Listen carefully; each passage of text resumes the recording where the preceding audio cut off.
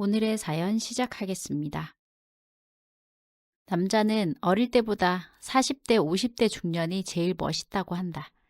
사회적으로도 어느 정도 위치에 올라 있고, 경제적으로도 넉넉하고 안정적이고, 인생사를 살아본 노련미까지.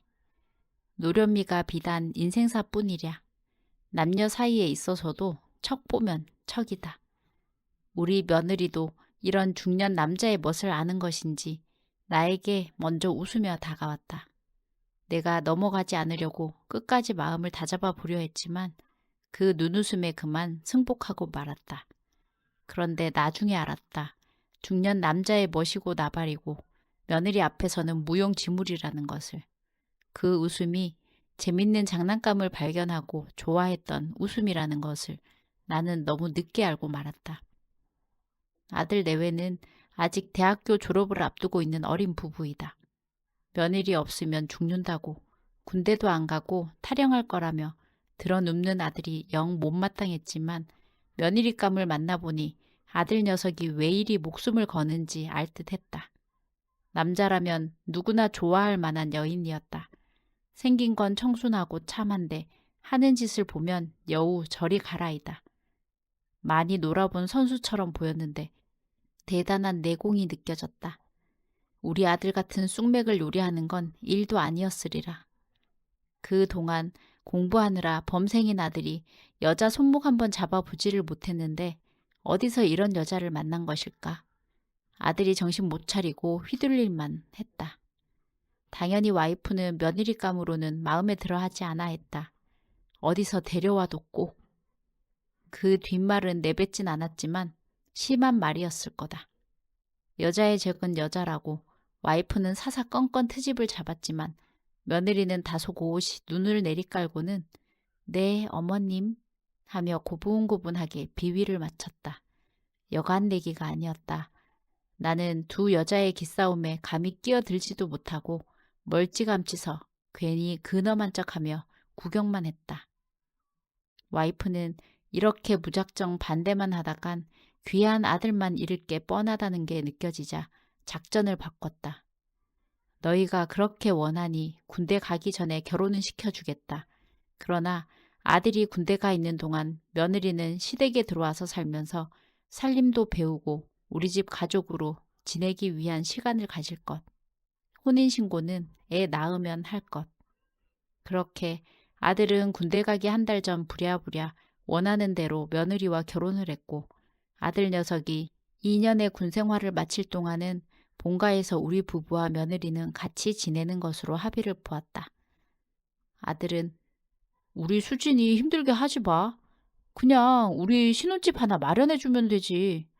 안 그래도 나 군대 가서 혼자 있게 만드는 것도 미안한데 시부모하고 합가를 한다고 그래요. 시끄러 이 녀석아. 너는 군대나 몸 건강히 잘 다녀와. 며느리가 우리 집 가풍도 익히고 엄마 아빠랑 살갑게 지내면 좋지. 며느라기는 조용히 아들과 아내의 설전을 듣고 있더니 진호 씨, 나 무서움 많이 타는 거 알잖아. 혼자 있으면 무섭고 진호 씨 생각 많이 나서 더 외로울 것 같아요. 어머님, 아버님이 오히려 귀찮으신 게 아닐까 걱정이지. 내 걱정은 마요. 당신 군대에서 나오면 그때 우리 신혼집에 들어갈 건데 뭐. 나 잘 지내고 있을 테니까 너무 걱정 말아요. 어쩜 이렇게 말도 이쁘게 하냐며 감격한 얼굴로 아들은 연신 며느리에게 고맙다고 군대 제대하고 오면 당신 원하는 건 내가 다 해줄 거라며 공수표를 남발했다. 아직 박사학위까지 받아야 하는 공부 과정이 남았는데 집에서 경제적으로도 부모인 우리에게 손 벌리고 살아야 하고 공부하느라 시간도 쫓길 텐데 평소 이성적이던 아들이 며느리에게 빠져도 단단히 빠졌나 보다. 그런데 그렇게 순순히 남편도 없는 시댁에 들어온다고 한 데는 다 이유가 있었나 보다. 바로 시아버지의 나를 곤란하게 하며 즐기는 것이다. 내가 좀 고지식한 면이 있어 아내는 일평생 재미없다는 소리를 달고 살았는데 며느리는 시아버지인 나도 쉽게 요리하고 가지고 놀았다. 이럴 줄 알았으면 아무리 아내가 원한다고 해도 따로 살림을 마련해서 내보내는 건데 후회가 막심이다. 내가 이런 지경일 줄 알았겠는가. 며느리와의 생활은 오히려 내가 불편했다. 남이 우리 집에 계속 살고 있으니 이거 원. 안 그래도 불편한데 더 곤란한 일이 생겼다. 며느리가 여름방학이 시작되면서 근 3달을 나와 둘이서만 집에 같이 있게 된 것이다. 나는 대기업을 은퇴하고 평소에 친분이 있던 하청업체에 3달 후부터 이사로 출근하기로 하고 여유 있게 나에게 주어진 특별 휴가 기간을 즐기고 있는 중이었다. 근 30년을 쉬지 않고 일했으니 무더운 여름은 리프레시 휴가를 가진 뒤 좀 서늘해지고 난 뒤에 출근을 하기로 해둔 터이다. 그런데 며느리도 여름방학이라며 집에서 나가지 않고 온종일 내 뒤를 졸졸 따라다니며 제잘제잘 얘기를 늘어놓는다. 아버님, 날이 많이 덥죠? 오늘 같은 날씨에는 외출도 삼가해야 한대요. 덥긴 덥네. 에어컨 틀까? 에이, 그냥 선풍기 틀고 가만히 있으면 참을만 한데요, 뭐. 사실은 일전에 혼자 있을 때 에어컨 틀었다가 어머님한테 아낄 줄 모른다고 1시간 동안 혼났거든요. 어? 너도 그랬어? 나한테도 혼내가지고 어찌나 치사하던지, 음, 아니, 그게 아니고, 하여튼, 나랑 둘이 있으니까 괜찮겠지. 에이, 아니에요. 괜찮아요. 이럴 땐 등목이 최곤데. 제가 시골에 살았었잖아요. 마당에 있는 펌프로 찬물 퍼올려서 등목을 하면 그렇게 시원할 수가 없었는데. 아버님은 등목 해보신 적 있으세요? 제가 해드릴까요? 아니다. 샤워기가 있는데 구태여 등목을 할 필요가? 호호, 아버님 저 피하세요? 아니, 내가 왜 며느라기를 피해? 아니다. 괜히 뜨끔해서 아니라고 큰 소리를 쳤지만 피하고 싶긴 하다. 아버님, 저도 농담한 건데 이렇게까지 싫어하실 줄은 몰랐네요. 아니, 그런 게 아니고 네가 싫다는 게 아니라 계속 이런 식으로 대화를 하다 보면 늘 끝은 놀림을 당하니 나도 모르게 진이 빠졌다. 이러다 며느리가 원하는 대로 넘어갈까 걱정이 될 지경이었다. 그렇게 노심초사 며느리의 계속된 눈길을 피하고 있는데 이놈의 마누라가 둘이서 일을 저지르라고 아주 고사를 지내는 일이 생겼다. 여보, 나 개원들끼리 제주도 여행 다녀온다고 했잖아요. 2주 뒤에 3박 4일로 갔다 올 거니까 밥 잘 챙겨 먹고 있어요. 내가 며느라기한테 당신 식사 잘 챙겨드리고 불편한 거 없이 수발 잘 들라고 얘기해 놓을게요.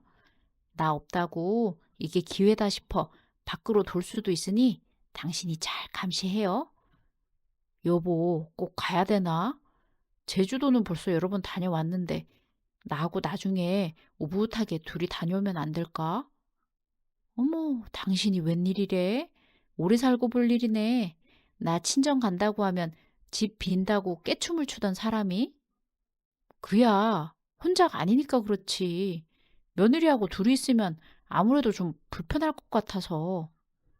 불편해 하지 말고 할 말 다 하고 우리 진호 제대하고 나오기 전에 확 잡아놔야 한다고요. 그래야 우리 아들이 좀 편하게 살지. 아이, 그게 아니고. 여튼 내가 총무라 다른 때보다 짐도 많고 하니까 당신이 공항까지 좀 데려다 줘요. 나 혼자서는 좀 버겁네. 이럴 때 우리 부부 인꼬라고 부러워하는 것도 좀 즐기고. 마누라는 내 말은 듣지도 않고 자기 할 말만 하고는 쏙 빠진다. 더 이상 얘기해도 소용없다는 걸 알고는 입을 다물었다. 내가 무슨 말을 하겠는가. 며느리 고곳이 나를 핫바지로 보고 지 맘대로 하려고 한다고? 내가 며느리를 피해 다니는데 오히려 집에서 가출하고 싶은 지경이라고? 이젠 어쩔 수 없다. 내가 요령껏 알아서 피하는 수밖에. 와이프를 공항에 데려다 주고 집으로 들어왔다. 3박 4일 동안 나도 낚시나 다녀올까 생각하며 집에 낚시 장비하고 옷가지를 챙기러 온 것인데 다녀오셨어요, 아버님? 그래. 잘 쉬고 있었어? 네, 아버님 오기만 눈 빠지게 기다리고 있었어요. 저 이거 보세요. 며느리가 손에 봉대를 감고 있다. 아침만 해도 멀쩡하던 손에 왜 봉대를 감고 있는지 아버님들이 아침 준비하다가 칼로 영락없이 도망도 못 가고 내가 며느리 시중을 들게 생겼다. 왠지 당했다는 느낌이 들었다. 역시 만만치 않은 상대다. 와이프가 같이 있을 때는 조용조용하게 있는 듯 없는 듯 지내더니 가자마자 이렇게 본색을 드러내나 싶었다. 내가 아침밥까지 차려서 며느리한테 대령하고 수발해야 하나? 아니지. 나는 그냥 나간다고 친정 다녀오라거나 알아서 편하게 집에서 쉬라고 해야겠다. 며느라가 그동안 시부모님 모시느라 힘들었을 텐데 나도 며칠 낚시 다녀올 테니 어머님 없을 때 편히 쉬어라. 제가 안 다쳤을 때라면 몰라도 하필 손을 다쳐서 많이 불편해요. 아버님 같이 계시니 안심하고 있었는데 며칠 집 비우신다니 저 다쳐도 신경 안 써주시는 것 같아 속상해요. 그렇게까지 얘기하는데 그냥 나 몰라라. 짐 싸서 나가자니 영 기분이 찜찜하다. 그래? 그럼 일단 아침부터 먹자. 나는 부엌으로 가서 간단하게 계란 볶음밥을 하고 김치를 꺼내 차렸다. 와, 아버님 너무 맛있어요. 색깔도 이쁘고. 아버님 최고. 옆에 서 있다가 숟가락으로 후라이팬에 있던 볶음밥을 한 입 떠서 먹어보더니 며느리는 호들갑을 떨며 나를 와락 안았다. 그 정도는 아닌데 너무 오바 아니냐? 에이, 아버님이 저를 위해 이렇게 요리도 해주시고 저 얼마나 감동이게요. 이건 단순한 계란볶음밥이 아니라 사랑이라고요. 고맙습니다, 아버님. 며느리와의 괴로우면서도 아쉬운 시간은 쏜살같이 지나갔다. 아니, 여보, 며칠 만에 얼굴이 왜 이렇게 좋아졌어? 며느리가 보약이라도 해다 먹인 사람 같네. 먹었지. 보약 원 없이 실컷 먹었어. 아내는 내 얼굴이 누렇게 뜬 것도 보이지 않나 보다. 내가 며느리한테 단단히 일러놓고 간 보람이 있네. 그게 보기엔 그래도 인간 도리는 좀 하는 것 같지? 그러니까 이제 며느리 내보내자. 젊은 애 답답하게 잡아놓지 말고. 뭐 더 가르칠 거 있어? 아니, 없어. 처음부터 가르칠 게 있다고 잡아둔 건가? 그냥 기 눌러서 우리 진호 편하게 살라고 하는 거지. 당신은 나서지 말고 그냥 굿이나 보고 떡이나 먹어요. 안 그래도 떡은 배 터지게 먹고 있네, 이 사람아. 그럼 됐지 뭐. 잔말 말아요. 진호 군대 제대할 때까지는 데리고 있을 거니까. 그래, 그럼 아들 녀석 제대할 때까지만 참자. 드디어 아들이 제대를 하고 이제는 나도 좀 해방인가 싶었다. 그런데 며느리는 집을 나가지 않고 계속 같이 살고 싶다고 한다. 애기 가지면 애기 시부모님이 봐주실 수 없냐고 물어본다. 나는 싫다고 했고 와이프와 아들은 좋다고 찬성을 했다. 며느리는 나를 보고 씩 웃었다. 그날 밤 며느리는 몰래 내 귀에 속삭였다. 아버님, 저 이제 그만 내치시고 받아주세요. 제가 지금처럼 즐겁게 해드릴게요.